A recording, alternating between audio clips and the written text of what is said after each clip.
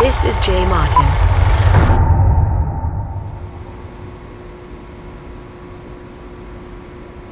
One Giustra Alpha, take one. Frank, it's great to have you in the studio. Thanks for coming in. It's great. You have a great setup here. Yeah, it's fun.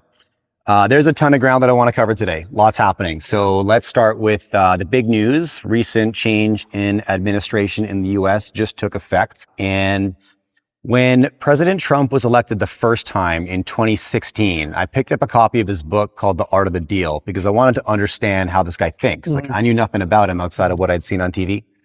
And reading that book, it struck me that his negotiating style is still the same. In the book, he talks about what you want to do is you want to walk into the boardroom, you want to say something crazy, throw everybody off balance, but then you have their attention. And when you slide in your actual demand, it's so moderate from where you started that you end up getting everything you want.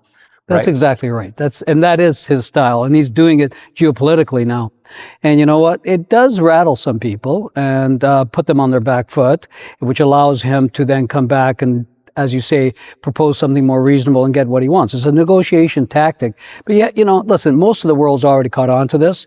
So I don't think it's going to have this kind of effect that he hopes, because people understand the style. And I think there are limitations to what he thinks he can achieve by using that style with the rest of the world. That's interesting. So, because people have seen this movie before now, they had a taste 4 years. Okay. So maybe they know what's coming. Simultaneously, he should be more prepared because this is his second kick at the can and he got a 4-year pause, right? To rethink the strategy, what worked, what didn't, come back stronger. And what do you think about this concept? So he's coming back more prepared and also, he's got the House, he's got the Senate, and he doesn't need a second term. So he can go for broke out the gate. Is that the case? Is this I think that's exactly what he's thinking. There are no restraints now. Do whatever it is that he believes will enrich America, enrich himself.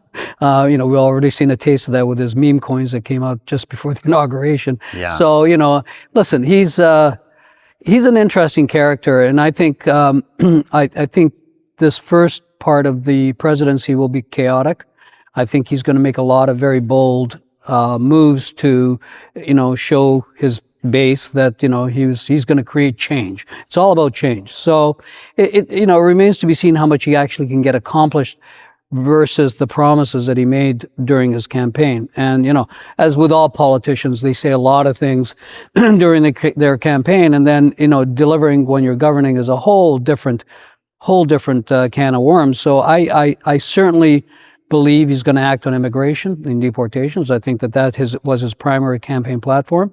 I think on the trade relationships with the rest of the world, China, Canada, Mexico, and the rest, Europe, the rest of the world, I think, he's going to have, some cold water thrown on him because, you create, by the way, I don't think he's going to go through a lot of the tariff threats that he made. Right. You saw he's already backing off the China tariffs. He was going to impose tariffs immediately. Yes. Now he's saying, we're going to study it. Yes. And I'm certain there's been communication between President Xi and President Trump. And it's all a negotiation. But I think the idea of reforming government, getting the deficits down, are going to be almost impossible. Okay. And even Musk was forced to admit, that there's no way you can cut $2 trillion, not even close. Right. When you think about it, almost between non-discretionary spending, defense budget, which no one's going to touch, it'll go up if anything, and interest costs, that's 86% of your federal budget. And, and the rest of it, it's going to be a very hard exercise to cut those costs and deliver a fiscally responsible budget. I think it's going to actually, the deficit's going to go up. If he goes through with the tax cuts, if he goes through with tariffs, which are going to be inflationary, if he goes through with deportations, which are going to cause labor costs to go up, I think all of these moves are going to be inflationary. Reshoring, all these things. So I think in the first number of years, and in order, the end goal for him was always to create a manufacturing base in the U.S., to bring back manufacturing to the U.S. That's a very long-term exercise. You're talking about restructuring an economy. You're talking about training and education. These things take a long, long time. So, again, I think, he's made a lot of promises. I think it's going to be very difficult for him to deliver. And I think that a lot of the MAGA base might end up being a little bit disappointed. Okay, so could there be a possibility? I mean, the American government is the largest employer in the world. There is got to be, without question, a ton of inefficiencies and waste. Oh, 100%. But finding that waste in an organization that big is probably pretty tough. And is there a scenario, one of my guests at our conference recently was talking about this, like, look how I can now take an article, feed it into ChatGPT, have it summarized to get my answers in a fraction of the time. And is there now a process that we may see overlaid on top of the United States government on the heels of Doge that provides an analysis and a clarity and a depth of where that waste is, to the extent that maybe we do find a lot more than we thought we would? No, I think that there's definitely a lot of waste, and there's a lot to be cut, but I don't think it's enough to make a dent in the deficit. Yeah, I don't think you're going to find those kind of cuts, and they're going to be offset by, more expenditures. Okay, he's talking about a military buildup. We're already almost at $1 trillion of defense spending, and he wants to show the world that that America's powerful, so he's going to invest a lot in the military and in defense, and that's that money's got to come from somewhere. Yeah. So interest costs are not going to go away. They're just going to get bigger and bigger and bigger. They're almost $1 trillion. I don't know if you've ever heard of Ferguson's law. Okay, well, it's that whenever your interest costs become higher than your defense spending, that's when the decline of a great power begins, and we're already there, and because of the deficits, because the rest of the world is now selling treasuries and buying gold, fear of sanctions, all of these things, I think interest costs, and the fact that you got to, in 2025 alone, they have to roll over $7 trillion worth of treasuries. I mean, you've already got, where are your buyers going to come from? Japan is selling treasuries. They never sold treasuries, but they're defending their own currency. China's been reducing theirs. They're down to $730 billion. They sold $53 billion in the third quarter. Saudi Arabia is secretly selling. So you have the selling pressure and lack of buyers. The Fed's going to end up being the buyer of last resort. But in the meantime, yields are going to be forced up. So your interest costs on your debt, which has to be rolled over now, are going to skyrocket. And the deficit increases by what, 3-4 trillion a year? It's 2 trillion this year. It was 2 trillion this year. Yeah. It's going to go up. There's no doubt in my mind it's going up. So you have all of these forces working against you. So I think a 4-year term does not allow anyone to deliver any kind of those promises to restructure an economy. The amount of reforms would actually be required. Yeah. And you're going to have a lot of people in Congress, fighting back about cuts in certain areas, their pet projects. Certainly in defense, the military-industrial complex has done an incredible job of spreading out all of their manufacturing base through every state in the union. So every governor in the state, every congressman in the state, every senator is there to protect jobs in their state. So they're not going to allow a lot of cuts. Not that Trump, I don't think, wants to cut defense spending, although they should. Yeah. I know there's already been a few lawsuits filed against Doge thus far. Yeah. So I'm curious about the future of that. I think it's going to last a nanosecond. Doge. You think so? Oh, yeah. That's it, I think Musk is going to figure out very quickly that, there's not a lot that he doesn't have the power in the first place. It's up to Congress. Yeah. And the president only has so much power. Sure. I think he's going to find, and I think the relationship between him and Trump is it's going to be short-lived regardless. Okay. I want to go down that path. Before we do, just to go back to tariffs for a second. Yeah. So we covered, there was threats made at Canada on day one, and now we're going to study those threats made towards China on day one. Now we're going to study those. And then threats made towards the BRICS countries. Anybody trading in non-US dollars will be subject to 100% sanctions. So again, that's the crazy thing. What's the real thing? That's what I'm wondering. Yeah, first of all, again, I'm sure that if he were actually serious about the 100% tariffs on any country that even considers de-dollarizing, I think is a sign of desperation. When you have to make that kind of a statement, people buy the U.S. dollar, have bought throughout the decades the U.S. dollar because it's a safe haven asset. You start threatening people, it's gonna have the opposite effect. It will accelerate the de-dollarization, and you can never, and you can't prevent central banks around the world from selling treasuries and buying gold. I mean, that's their own internal business. So I think that was a dumb threat to make. It doesn't show any strength. And I think he's going to have to back off of that, or it's going to really backfire on him. So what do you think about this? When I heard that, I was like, hey, that's the big announcement when you walk in the room. That's the crazy thing. Throw everybody off balance. It may or may not have worked, to your point. But maybe the moderate thing is, if I was President Trump and I wanted to destabilize the BRICS, there's angles to do that. You could look at the individual countries and say, India wants some power balance to China. I can help with that. Maybe South Africa wants more foreign direct investment. I can help with that. China, well, I'm your biggest customer, so I have some leverage here, right? Every one of those countries needs something that the United States could provide that would destabilize the Union. What's your take on that? I think they're definitely going to try all of those. They're going to try sticks and carrots, okay? In terms of preventing the BRICS from unifying and becoming even larger, and with their own monetary system, which we can talk about if you like. But I think that trend is already in place. That train has left the station. The BRICS nations are becoming more powerful and more confident. As you know, there's 11 BRICS members now, and there's about 44 applicants waiting in line. and because the world at large has been held hostage by the U.S. global financial system, that they've dominated it, especially with the reserve currency, and it's hurt them in many, many ways. It hurts them economically, it hurts them from, that a third of the world is under U.S. sanctions.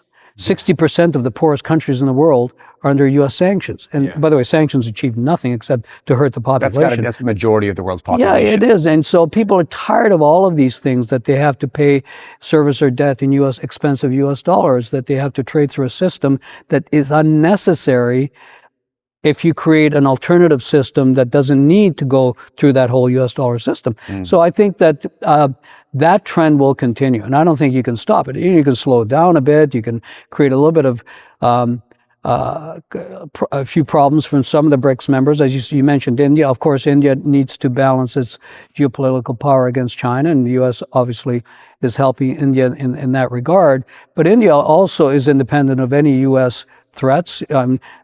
They continue to buy oil from Russia. They're creating a pay system, Rupal and Mir, to settle to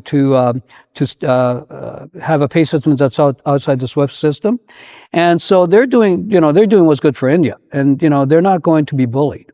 Too big a country, too strong, and so I think that the BRICS movement in terms of trade, not so much the geopolitical side, but on the trade side, will continue to evolve and grow. Okay, so that kind of gets me to what I've been thinking, is that this term will be a tipping point. Either these threats will work and come to some kind of destabilizing impact. Maybe a deal will be made with one, country, and the thing kind of fractures. But if that doesn't work, and it instead, affirms their solidarity, that becomes the escape velocity moment for the East. Do you see it that way? Like this I do, except, then the U.S. will resort to sticks. That's when we get the sticks. They'll try the carrots, okay, and they'll get the sticks. And the sticks, come in a couple of different forms. They come in terms of exclusion to U.S. markets or G7 markets, which the U.S. has already threatened the UAE and Turkey with respect to evading the Russian sanctions. They said, well, listen, you guys keep doing that, we're going to exclude you from G7 markets. It was an empty threat. It was never followed up on, but they made the threat. Yeah. The big one is security guarantees. And especially when you think about countries like Saudi Arabia, which rely on the U.S. security umbrella. And they're walking I just came back from Riyadh. I was there at the Metals Conference last week, where I spoke on several panels. And they're establishing themselves as a non-aligned player to be able to have relationships with both China and the West. And it's a very delicate balance that they're playing. They're still toying with joining BRICS formally. They actually came out with a statement yesterday that they're still considering it. And it's all to allow them to grow they've got a Vision 2030, which is all about industrializing Saudi Arabia with clean energy technology and manufacturing. And so in a way, they're going to be a mini competitor to China, but they also they're China's biggest trading partner. So, or China is their biggest trading partner. And so they have to manage that while maintaining a U.S. security guarantee. And that, which is tenuous because the U.S. has already indicated that it wants to withdraw from the Middle East and focus on the South China Seas. They indicated that during the Biden administration. Well, actually, it was during the first Trump administration. And that's why you saw Saudi Arabia try and make peace with Iran, which was brokered by China. Mm-hmm. So everybody's playing a very delicate geopolitical game. And it remains to be seen how that will play out. But I think that change is coming, and America's power in the world is receding, okay? And you're going to continue to see more of that. So if you're a country like Saudi Arabia, you're playing two games, and yeah, they're sort of like wine and dine us, right? Let's see what you can offer. And the two parties that they're debating would be the U.S., which tends to think in 4-year terms, and the rest of the BRICS, which may be thinking in forever terms, right? And it's a different strategy. So you could maybe just like wait and see on the U.S. front, but lay plans on the East. I think Saudi Arabia was trying to maintain good relationships with both. They're trying to stay non-aligned. And you have a lot of these middle powers now rising, like Turkey and others that are, not global powers and not just regional players, but they're middle powers. Yeah. Brazil is a perfect example as well. And, they're having to navigate this geopolitical competition between China and the U.S., which is the only really big competition. Mm-hmm. And that will continue to be a competition going forward. So everybody's got to kind of watch the chessboard and see where they fit in this whole game. So let me ask you a question then. These conflicts that we're seeing in Europe and the Middle East, and then I want to get to the South Pacific because it seems whenever I have anybody on the podcast who's like one step removed from the White House or in the White House, China is always the number one concern in the South Pacific. And these other hot conflicts are important, but that's the most important one. Yeah. Love to know your take on that. And also, if the big game right now is the U.S. versus China, that's the lens maybe with which we should use to understand everything else. Yeah. And is that the case, do you think? Yeah, it is the case. And I think you have to understand, and if you follow history as I do, you need to understand the genesis of China's thinking, okay? So China went through what they call the century of humiliation, which ended in 1949 when the Communist Party took over. But for 100 years, they were subjected to some very nasty treatment from the West. The British first and foremost, and then the U.S., Russia, and Japan.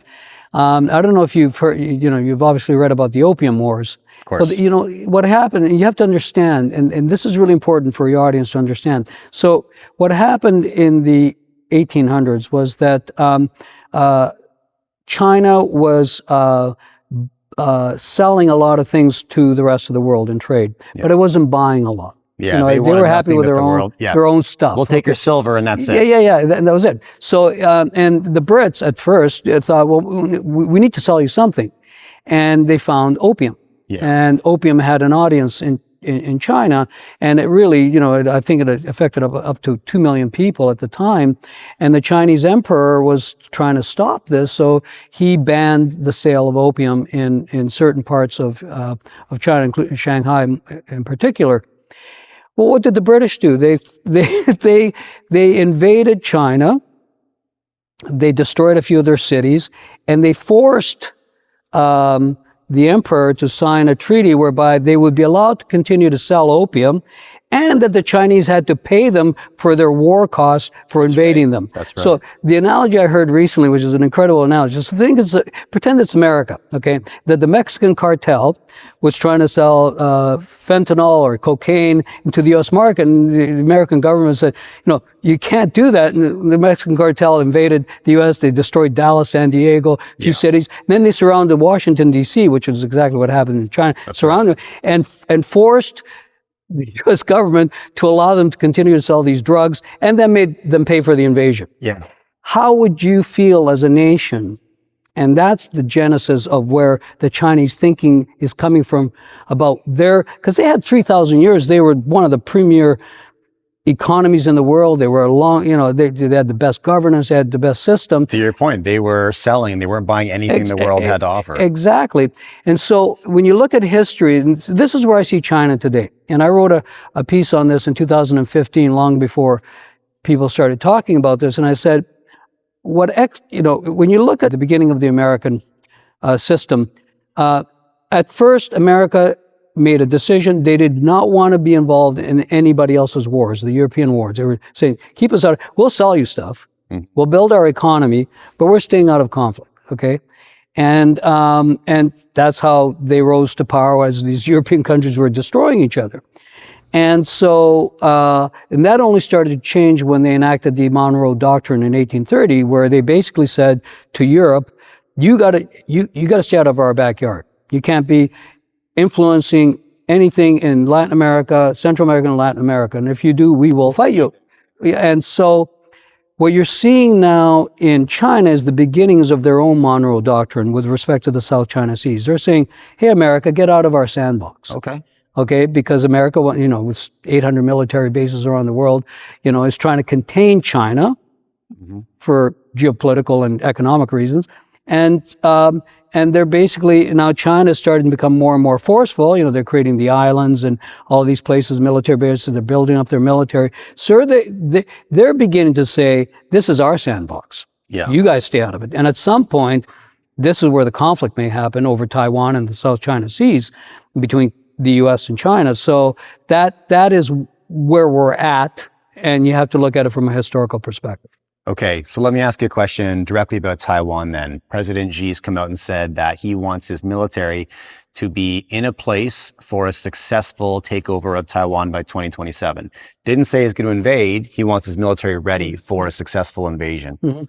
And the history of Taiwan and China really is like a civil war that hasn't really concluded, So one take I've heard on this would be that there may be a legal case similar to Hong Kong for President Xi to claim Taiwan back under legal grounds that would give the United States the out from a defense standpoint. So actually, you know what? They have legal grounds to this. We may not like it, but we don't need to intervene here. We shouldn't. And that would give them the excuse to back off of the defense promise they've made. What do you think? Well, I guess if you believe what Trump has said all along about meddling and creating foreign wars and staying out of foreign wars, and he said it with respect to the Middle East, perhaps he's a business guy, used to cutting deals. It's all transactional.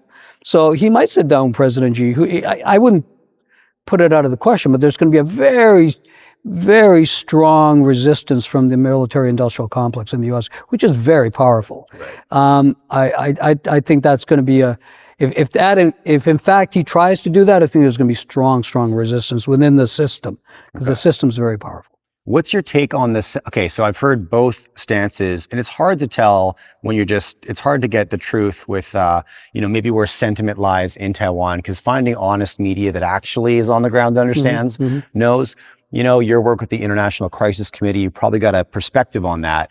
Where do you think the majority sentiment in Taiwan would lie? Towards independence or towards reunification? From what I've read and seen, independence. Yeah. So far, obviously in every place even in Canada, when Trump suggested we should be the 51st state, there were a lot of Canadians going, this is a great idea. Kevin O'Leary being one of them. Right. And, but I think the majority still wants independence. Okay. I got to pull on that real quick. What do you think is, when I heard that again, I was like, that's the loud thing. The real thing is we're about to do some trade negotiations. We want to throw you off balance, right? And then I see a guy like O'Leary jump in and I'm like, he knows how to get publicity. That's all this is. I know Kevin O'Leary. He's a friend of mine. Yeah. Although he and I agree on nothing. And we've known each other many, many years. We're friends, but I don't, and if he's listening to this, he knows this. He and I agree on very little, but he's a great showman. Yeah. Okay. Awesome. So back to U.S.-China competitiveness, second Trump term, we're seeing like a reinvigoration of the trade war from his first term. Yeah. How do the cards stack up elsewhere, Frank? When it comes to military strength, global alliances, technological competency, right? Innovation, entrepreneurship, all these things matter. Yeah. So if you want to go through them one by one. So on the military side, listen, China is building a very strong military, building way more ships than the U.S. is. Their technology is getting better and better. You've got the hypersonic missile technology. You've got all sorts of techniques by which to match American power. They're not there yet, but they're certainly building up to it. Their cyber warfare is really good if there were, because I think if there ever is a next war, it'll be very different than what we've ever seen before. And I think cyber wars are going to be a big component of it. So I think there is a technological race with respect to defense at the moment taking place, not just with China, but with the U.S. and with, Israel, and, everybody's trying to figure out, how the next war is going to be fought. And I think that there's, if they have another 10 years, they're going to have a very, very strong military, very strong, ability to defend themselves, defend their region if they choose to make claims in the region. So, yeah, I think in terms of technology, there's several races taking place right now between China and the West, or China and the U.S. AI is one of them. China's investing very heavily in AI. So are American companies. Quantum computing, and whoever reaches quantum supremacy first is going to have a real advantage over the rest of the world to create chaos. Yeah. Quantum communications, which I think China is leading in, which is the ability to communicate through photons, which you cannot ever intercept. It's a very secure, safe communication system. I think all of these things, it's a race, and it remains to be seen who the ultimate winner is. But I think, I have my own opinions about AI and what that will do to society in general, which is a whole other topic. But with respect to the U.S. and China, it's a race, and they're all, one's state-owned enterprises spending billions, the other one is corporations, but they're all trying to do the same thing.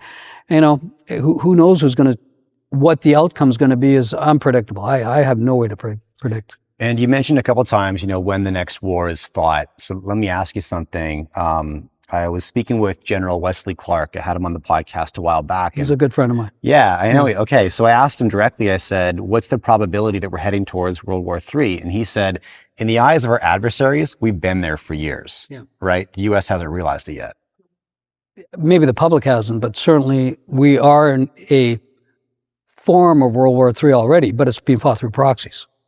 Yes. So whether there will be direct confrontation between the U.S. and Russia, between the U.S. and China, U.S. and Iran, remains to be seen. But we're already fighting. Okay, first and foremost, we're in an age between orders. The old world order is dead. Okay, which the U.S. the American world order. Yeah, it's dead. It's going through a change. We don't know the outcome yet. Yeah. But and we're living in an age where perceptions are you can get away with a lot with respect to conflicts, and everybody's misbehaving. The Europeans, the Americans, the Israelis, the Russians, because the world order is not intact. There's not one bully on the playground. Yeah, it's not intact. So people have the perception, that's where you're seeing all these small proxy conflicts taking place. So I think that, that change is, it's gonna happen. What that new world order looks like, man, I don't know. I really don't know. Can it happen without a major conflict? I don't know. And, it's very rare throughout history, and you've seen it.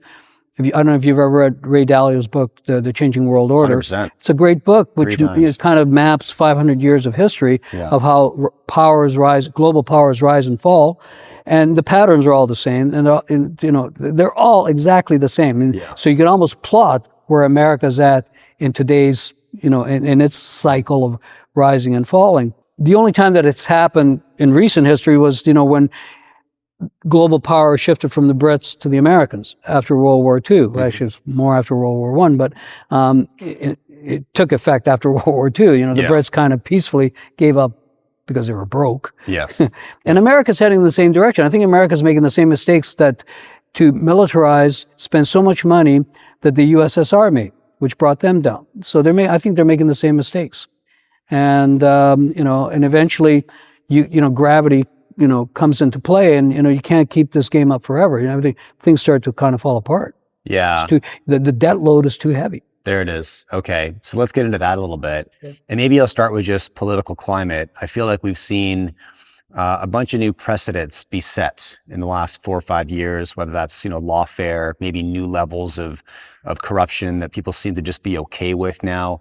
I know you're a Roman history aficionado. So would this be a moment like maybe like the Gracchi brothers? It was like a moment in Roman history, the transition from, maybe some sort of civility to public abuse of power, which led to both the Gracchi brothers' violent ends, and that kind of opened up a new era of violence in the Roman Empire, and a series of emperors that lived very short lives.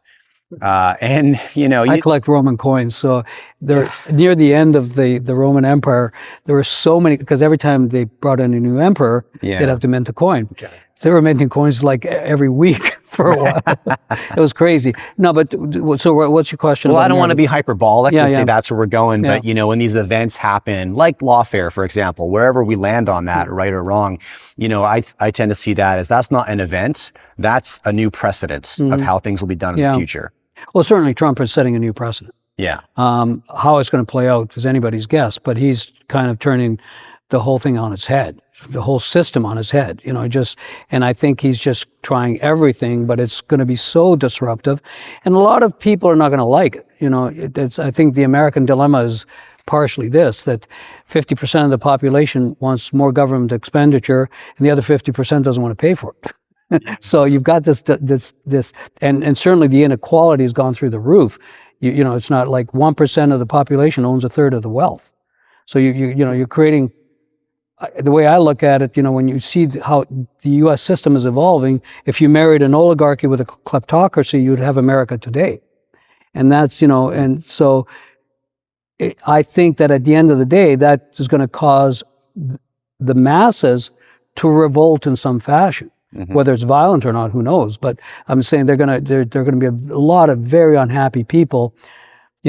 Trump made a lot of promises to his MAGA base, and if he doesn't deliver, there's going to be hell to pay. And you already have Steve Bannon, out there saying, you're kind of turning your back on the MAGA base that you were there to protect. Yeah. With this oligarchy that he's building around him. So I think that there's going to be so much change.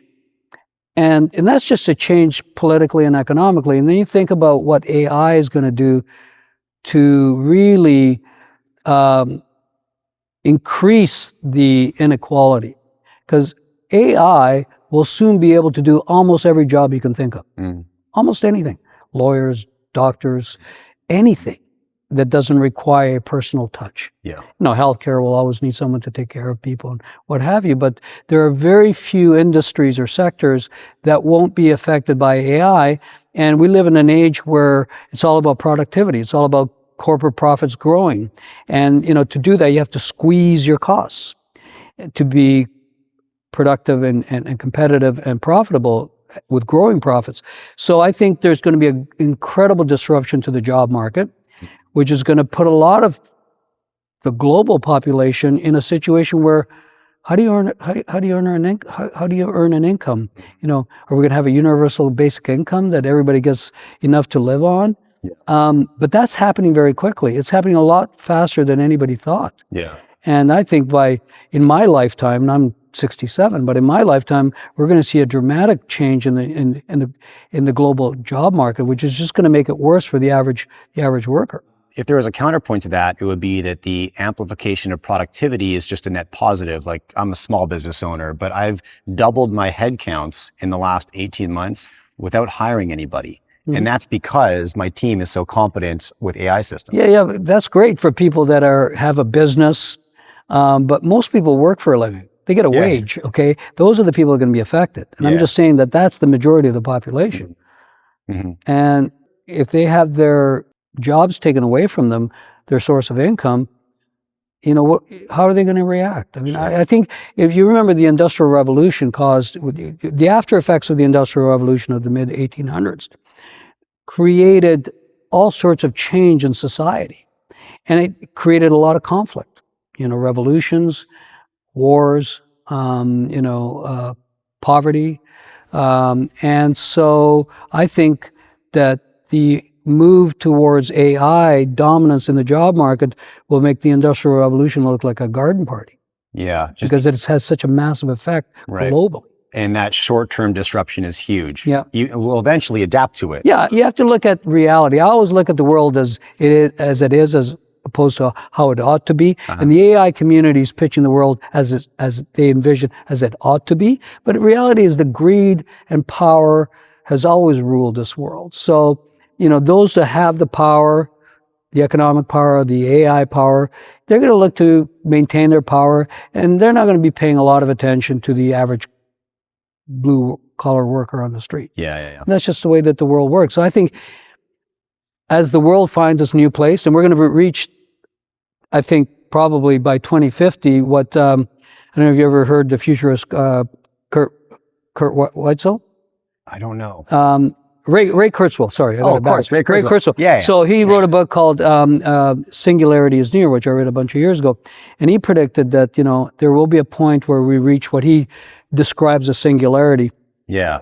Which is taken from physics. That's the point where after which you cannot predict an outcome. It's at the event horizon of a black hole. It's at the quantum level. Yeah. And so the Big Bang level. And I think that there's truth to that the technology is moving so quickly that we're going to reach a point where we cannot predict what the world will look like after that. Yeah.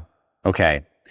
I want to pivot back to the fiscal situation in the U.S. Because that's underlying all of this, right? And you mentioned Dalio's book, which walks through the Portuguese, the Spanish, the Dutch, the British, and finds the parallels between the ascent to power, maintenance of it, and the decline. You can take that blueprint, put it over to the U.S., and find all the symptoms of the decline right now. Exactly. Right. And so I look at some of the strategies that are being laid out, like the External Revenue Service. This is a new idea. Who knows what will happen here? But to me, it looked like a tariff management system with the intention of replacing lost income from income taxes in the country. Would you say that's like... That's the idea. That's the idea. Okay. So why would something like that...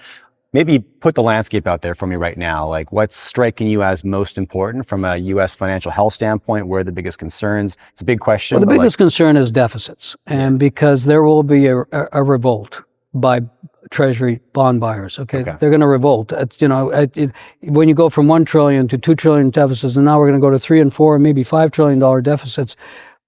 And then you have $100 trillion of unfunded liabilities.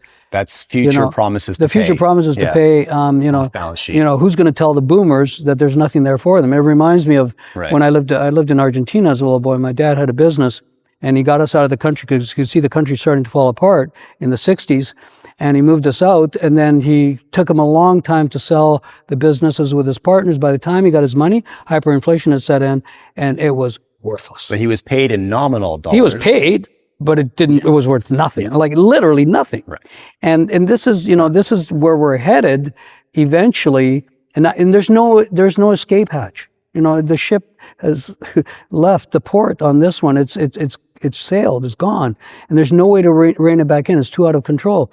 So I think that is the primary concern that I would have about the viability of the American system as it currently is to stay in place. I just don't think it's possible. I think there's just no, if you just look, Fed policy, which I think got us here in the first place. These Fed officials, they may look like idiots and sound like idiots, but don't be fooled, they're truly idiots, okay? Or they're complicit. They're complicit in this game to, take the wealth away from the middle class and protect the status quo. And protect. But themselves. I think, but they're destroying it. And it's, eventually, I'm telling you, I've been saying this for years. QE, it'll be called something else. Trust me, they'll come up with another name because they don't want to call it money printing. Right. But it's coming back. It's the Fed will be the buyer of last resort. Yeah. And that's going to cause hyperinflation. And hyperinflation only comes into play when the domestic audience loses faith in their own currency. Right. The foreign buyers are starting to lose their faith in the American currency, but the domestic market still believes that America is exceptional and will get out of this somehow, and where everybody's going to succeed. So I think that is the biggest concern by far. And to me, it's too late. I started saying this right after the 2008 crisis when they started printing money. I said, they're in an inescapable trap now. They will never unwind this. Like Bernanke was promising, we're going to wind the balance sheet. BS. It was impossible because you would implode the economy. They can't keep rates up too high. So what's going to happen? Trump wants lower rates. He's made that very clear. Mm-hmm. But the market's going to demand higher rates. So Who's going to make the difference? It's going to be the Fed. The Fed is the only mechanism by which to correct that. And how do you do it? You print money. That's the only way. You inflate the currency. You inflate the currency. And that's how you get rid of all your obligations. Like that $100 trillion, sure, they'll pay it, but what's $100 trillion going to buy, in nominal dollars. 10 years from now? Yeah. And that's kind of the concept of fiscal dominance, right? It's the only way to make the interest payment on the debt is to print more money, which inflates the currency further, makes the problem worse. You can raise rates, but the interest goes up and all this, right? So we're there now, you figure, like steadily. Oh, we've been there for a long while. People haven't accepted the facts, but like I said, I started saying this in 2009. Yeah. And, and I've not been wrong. Right. And it's coming back. It's going to come back maybe in the Trump presidency. We'll see. What tools does the U.S. have to push this game along a bit further, right? What are the tactics? What are the levers? Do you see any? Is there any way to course correct? I think maybe we've covered that there is not. But are there any strategies to push the game a bit further down the path and kick the can? Yeah, well, there is, Jay, because the thing about markets, whatever markets, currencies, whatever, all things, bubbles can last a lot longer than you can ever imagine. Bear markets can last a lot longer than you ever imagine. You can play this game. Right. I remember Doug Casey, our friend Doug Casey, talking about this stuff back in 1980. Yeah. And he was on the Donahue show back then, which was talking about the end of the American Empire and whatever. Here we are, 45 years later, and it hasn't happened yet. So you can be really wrong in your timing. Sure. You can be right about the trend. I've never, people ask me to predict the gold price. I'm going, I don't know. I mean, it's going higher. That's all I say. It's going a lot higher. But because you don't know how long it takes for things to unravel. And it always takes, not always, but at times it takes one event to trigger the beginning of a crisis, okay?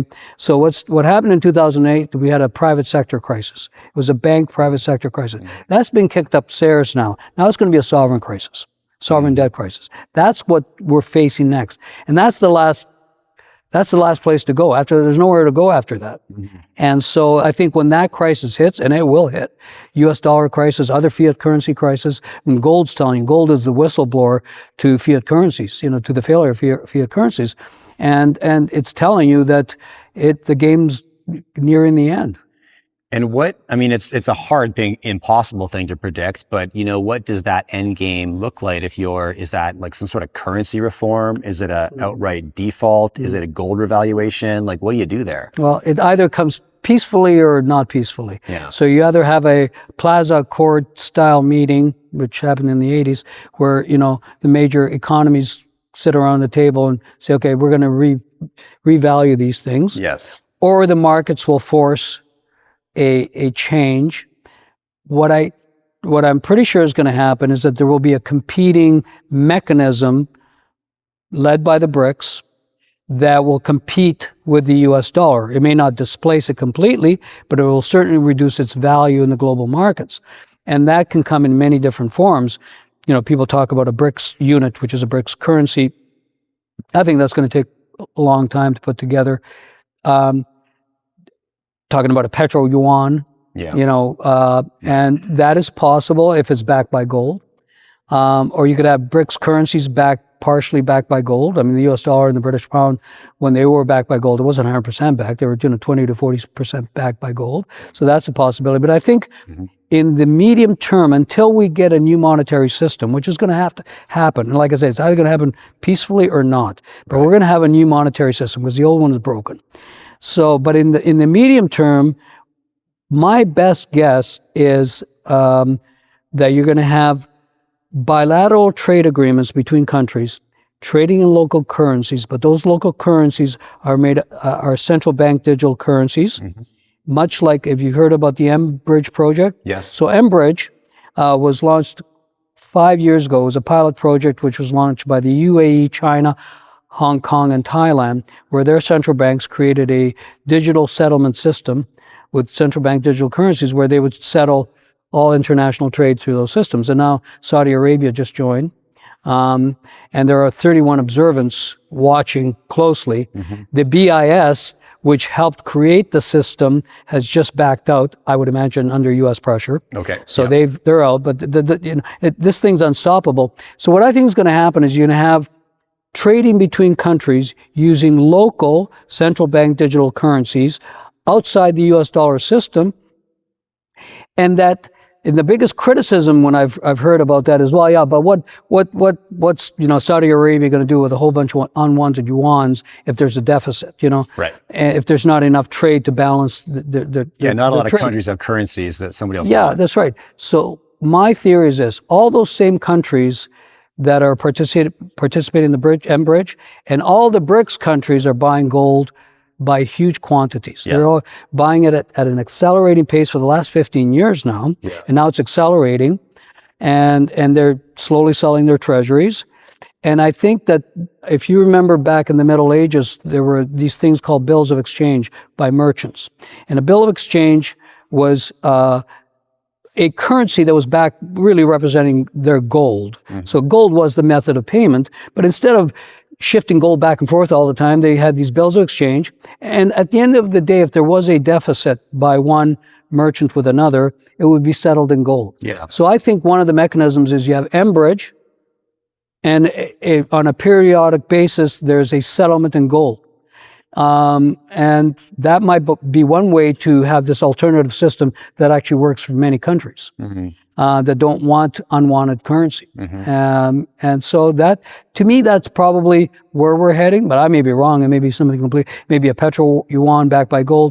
You can already, there's a mechanism on the Shanghai Futures Exchange where you can exchange your yuans for gold. You can do that now, and I think Saudi Arabia has already played with that a bit, not publicly, but certainly I think there's all sorts of efforts to be made to create a system that is outside the U.S. dollar system. And if you look at what the Chinese are doing, and with the BRICS, but led by the Chinese, is they're creating a mirror system to all the global financial institutions of the West, the World Bank, the IMF. You have the New Development Bank, which is a BRICS bank based in Shanghai. They have currency swap arrangements with 40 countries around the world where, you can provide liquidity like the IMF, short-term liquidity facilities. So they're creating a mirror system to mirror the West institutions to compete. That's all happening as we speak. And when you look at the number of BRICS players, I mean, there were 126 countries that attended the BRICS summit in Russia just a few months ago. Like I said, there's 44 applicants. There's 11 now. I think, didn't Indonesia just get accepted? They did. Yeah, so maybe there's 12 now. No, maybe 11, because Saudi Arabia is still toying with the idea. They thought they were going to I think there's a lot of posturing between the West and the East on, and the U.S. is obviously trying to prevent this thing from getting out of hand. Yeah. I mean, it sounds inevitable to me. I don't know what the outcome is. Like you're like, this is an idea that could occur, could be something close, could be something different.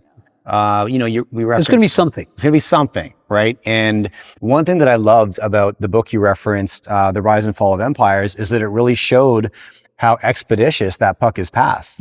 We're in our fifth empire in 600 years. Yep. So that tells you a little bit about the timeline. Yeah. Or like what's typical, right? Yeah.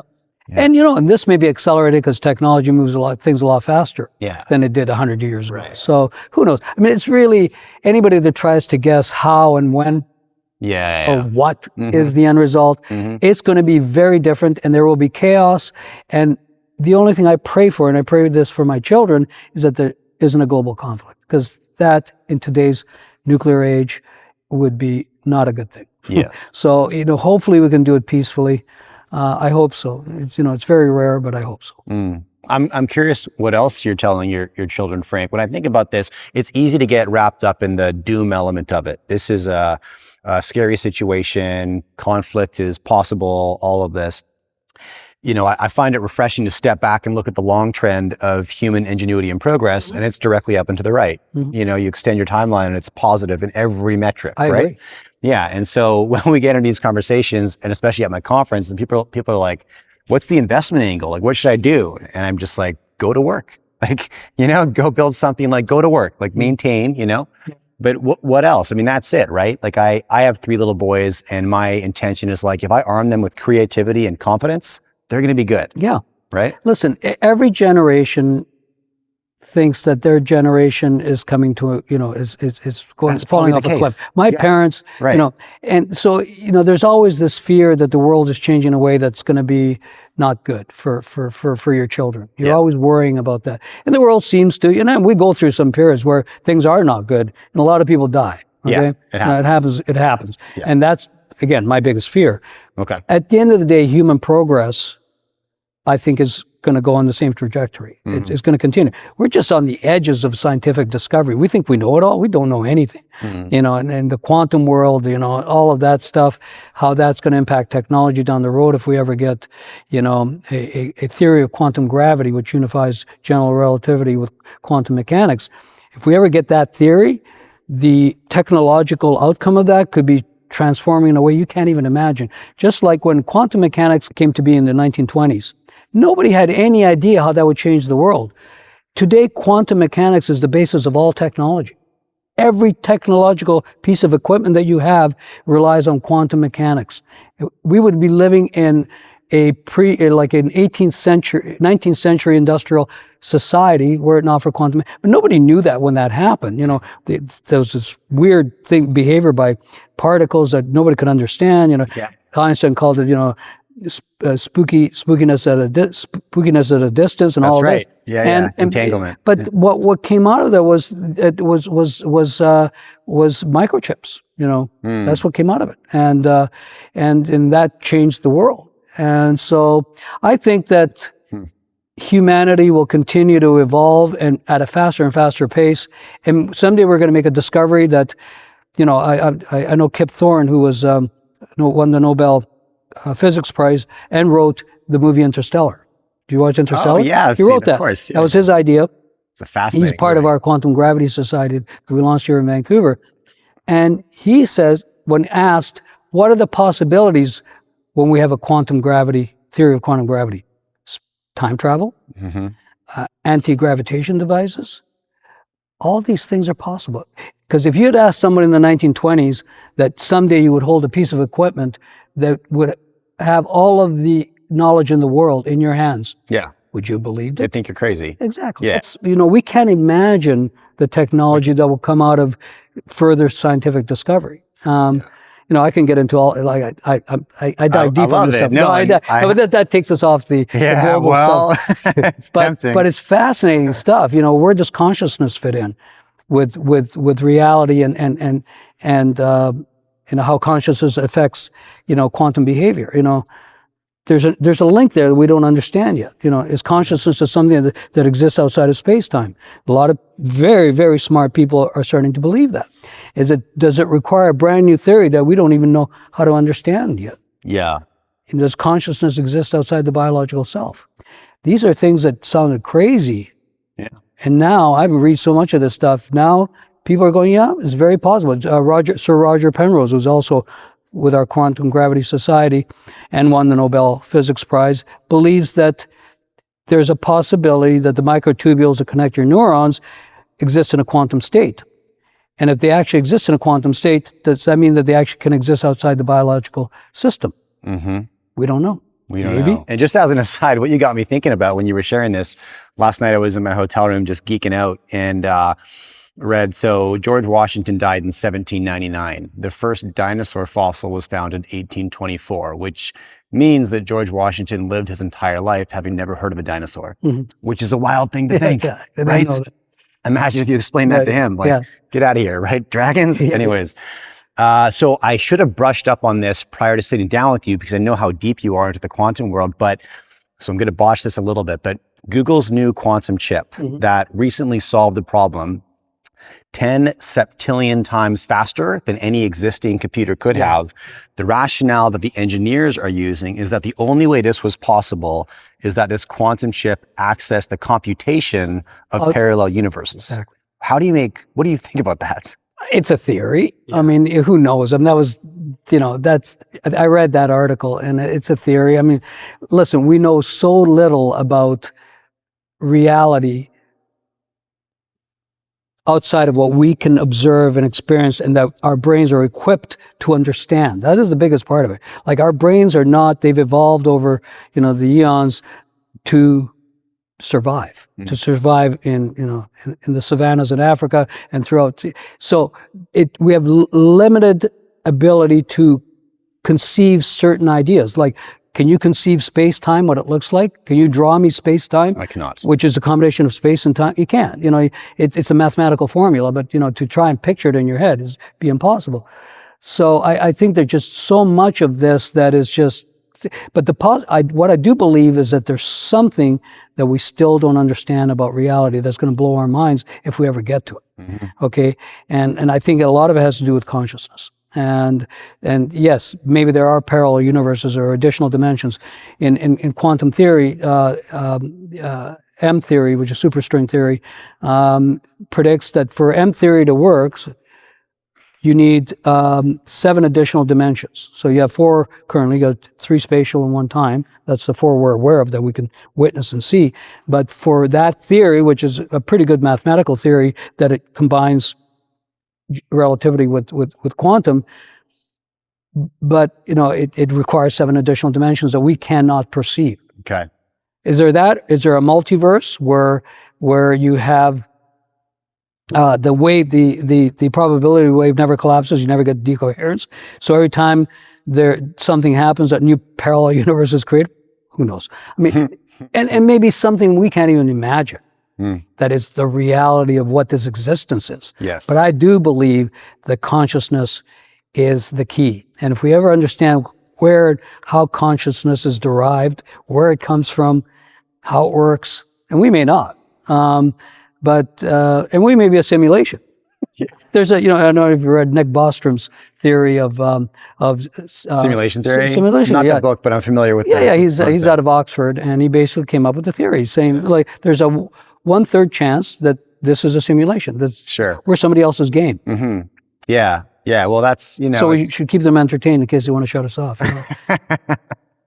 Look, I want to do an episode just on this. Okay. So I'm going to I think we've digressed here. And this is awesome, Frank. Okay. Yeah. Thank you so much for sitting down with me today. My pleasure. Thanks for coming into the studio. My This pleasure. is fascinating. Okay. Fun. Yeah. Thank you. Yeah.